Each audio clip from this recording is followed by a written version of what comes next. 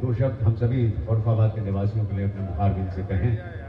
इतना प्रसिद्ध धारावाहिक रामायण में उन्होंने अभिनय किया है और मैं तो समझता हूँ कि अगर रामायण के कुछ अनुभव हम लोग को बताएं, किस प्रकार से शूटिंग होती थी और किस प्रकार से कार्यक्रम चला, मैं उनसे निवेदन करता हूँ कि हम लोग हमारी तरफ। नमस्कार। बीच में चले चले जाएंगे बीच से थोड़े जोर से और एक बार वाह क्या बात, बहुत बहुत खुशी हुई। वैसे तो हर हफ्ते कहीं ना कहीं अलग अलग जगह पे जाने का अवसर मिलता है। फरुखाबाद अचानक से एक कार्यक्रम आया मेरे पास, सुनील जी का आमंत्रण आया, अनीता जी का आमंत्रण आया और उन्होंने कहा कि आप आइए, हमारा विधानसभा क्षेत्र है और हम होली का समारोह है। और मैंने कहा होली तो भैया खत्म हो गई है, अब काय का समारोह? तो कहा नहीं, हमारे यहाँ पे तो एक हफ्ते तक होली चलती है। और मुझे ये जानकर इतनी खुशी हुई कि अभी भी कहीं हिंदुस्तान में ऐसी भी जगह है जहाँ इस तरीके से होली का समारोह होता है, इस तरीके से आप लोग मिलते हैं, सोसाइटी में मिलते हैं, गाने सुनते हैं, बातचीत होती है और हम हमारे जो संस्कार है, हमारी जो संस्कृति है, उसको हम जीवित रख रहे हैं। रास्ते में बहुत सारी बातें हुई जब अनीता जी हमें एयरपोर्ट लेने आई। वैसे बहुत दूर से आए हैं हम, मुंबई से लखनऊ से यहाँ, लेकिन बहुत खूबसूरत उनकी वजह से हमारा सफ़र रहा। वो सब बातें कर रहे थे कि यहाँ की एक फेमस लाइन है, खुला खेल फरुखाबाद, खुला खेल फरुखाबाद। भाई आपने तो ये लाइन इतनी मशहूर कर दी, क्योंकि मैंने ये लाइन सुनी है पिक्चरों में, लेकिन मुझे कभी नहीं पता था कि यहाँ की है वो लाइन। ये तो बहुत ही मज़ेदार किस्सा बता रहे थे। वो ये भी बता रहे थे कि भाई अक्सर लोग बोलते हैं क्या रायता फैला दिया, तो कहीं ना कहीं मुझे ये पता चला कि ये भी कहीं से आया। वैसे ये लाइन मैं खुद भी मेरे निजी जीवन में कुछ ज़्यादा ही इस्तेमाल करती हूँ, तो मुझे लगता है मैं कहीं ना कहीं आपसे बहुत जुड़ी हुई हूँ। और सबसे बहुत खुशी की बात मेरे लिए ये है कि आज मैं वो जगह पे आई हूँ जहाँ पे द्रौपदी जी पांचाली का राज्य रहा है, गंगा के किनारे है, यहाँ पे बुद्ध भगवान के रेलिक्स हैं। तो ये बहुत ही पवित्र स्थान है जो अचानक मुझे इनका आमंत्रण मिला और मैंने स्वीकारा और मैंने यहाँ पे, तो मैं आप सब खुश है मुझे देखकर, लेकिन मुझे उससे भी ज़्यादा खुशी है कि मैं एक ऐसी भूमि पर खड़ी हूँ, आप सबसे मिल रही हूँ और एक ऐसे हंसी खुशी के माहौल में मैं आई हूँ। अक्सर मेरा जहाँ पे भी कार्यक्रम बनते हैं वो पूजा पाठ के होते हैं, क्योंकि आप सब जानते हैं सीता जी की भूमिका निभाई है, लेकिन बहुत अच्छा लगा इस तरीके से फिल्मी गाने सुनना। सुनील जी इतने ज़्यादा टैलेंटेड है कि शोले के डायलॉग्स वगैरह सुना रहे थे। एक मोमेंट तो मुझे आँख अगर बंद करती तो मुझे लगता है कि मुझे मेरे सीरियल के रावण याद आ गए, जिस तरीके से लेकिन बहुत मज़ेदार, बहुत टैलेंटेड है मेजर साहब। समाज सेवा के साथ साथ इतनी आर्टिस्टिक एबिलिटीज़ हैं इनमें।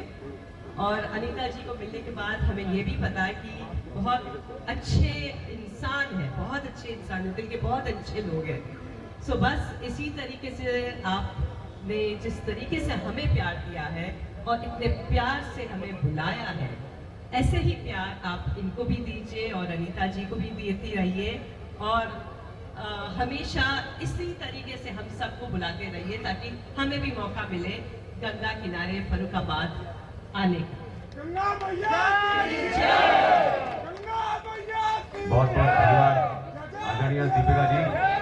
आप में से कोई प्रश्न पूछना चाहता हो दीपिका जी से, किसी प्रकार का पूछ सकता है।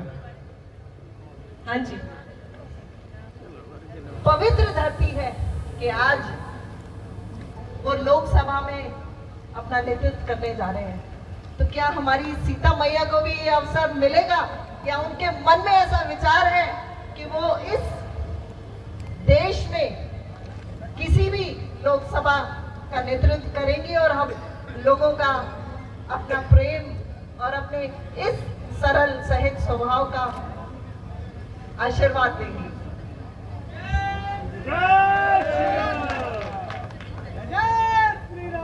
आपके प्रश्न से बहुत छोटा रहेगा। मैं ऑलरेडी 91 के इलेक्शंस में मैं बड़ौदा से भाजपा के सीट पर मैं लोकसभा की उम्मीदवार थी। मैं वहाँ से लोकसभा की उम्मीदवार बनकर मैं दिल्ली भी गई हूँ एंड 5 साल मैंने लोकसभा के मतलब कार्यकर्ता भी मैंने किए। मैं MP रही हूँ वहाँ की एंड वो समय कुछ ऐसा था कि उसी साल मेरी शादी हुई, उसी साल मैं मेंबर ऑफ पार्लियामेंट बनी, 1.5 साल में मेरी बेटी का जन्म हुआ। तो बहुत सारी अच्छी अच्छी चीज़ें मेरे जीवन में होने लगी थी राम जी की कृपा से, और मैं कंटिन्यू नहीं कर पाई। बट यस, जब कभी भी मुझे भारतीय जनता पार्टी के लोग बुलाते हैं मैं अवश्य उनके कार्यक्रम में जाती हूँ, और मेरे दिल से ये मेरी आवाज़ है, मेरे दिल की आवाज़ है कि नरेंद्र भाई मोदी, जिनके साथ मैंने बहुत काम किया है 91 के इलेक्शंस में, क्योंकि उस टाइम वो गुजरात में थे, तो आनंदीबेन और नरेंद्र भाई के साथ मैंने बहुत प्रचार किया है। और दिल की मेरी ये आवाज़ है कि सालों सालों तक भाजपा दिल्ली में रहे और भारतीय जनता पार्टी हर एक स्टेट में आए। दिल की आवाज़ है ये, क्योंकि जिस तरीके से परिवर्तन हो रहा है हमारे देश में, वो सिर्फ और सिर्फ नरेंद्र मोदी के हाथों से ही हो सकता है। बहुत बहुत धन्यवाद दीपिका जी। और कोई भाई या बहन? हाँ, परशुराम वर्मा जी बताइए। विचार व्यक्त करें। धन्यवाद।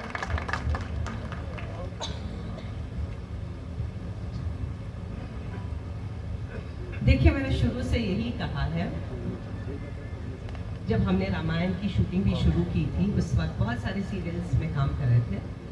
जब रामायण की शूटिंग शुरू की हमने, तो सागर साहब ने हम सबको रामायण दी पढ़ने के लिए।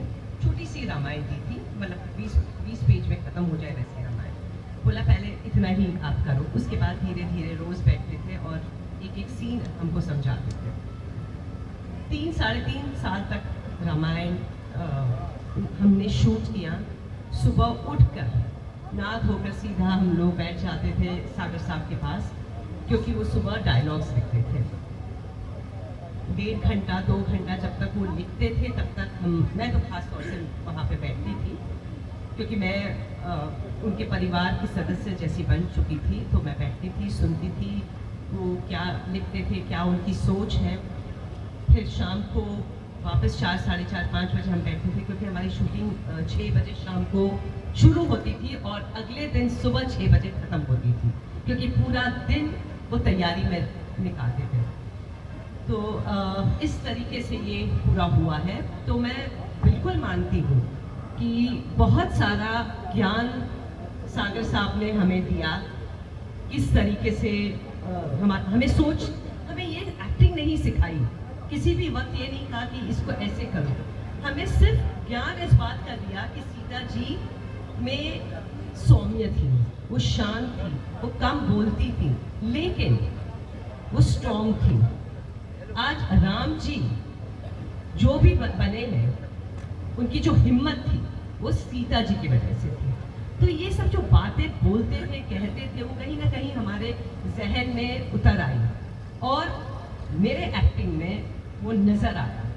एंड मैं यही सिर्फ कहती हूँ कि मैं भारत देश के सभी एक सदस्य की मैं शुक्रगुजार हूँ, मैं धन्यवाद करती हूँ, उनको प्रणाम करती हूँ कि इतना प्यार दिया कि वो भूल गए कि सीता जी कैसी होंगी और उन्होंने मुझे सीता जी के रूप में स्वीकार कर लिया। इसलिए आप सबको मैं कोटि कोटि नमन कि आपने इतना प्यार दिया, वरना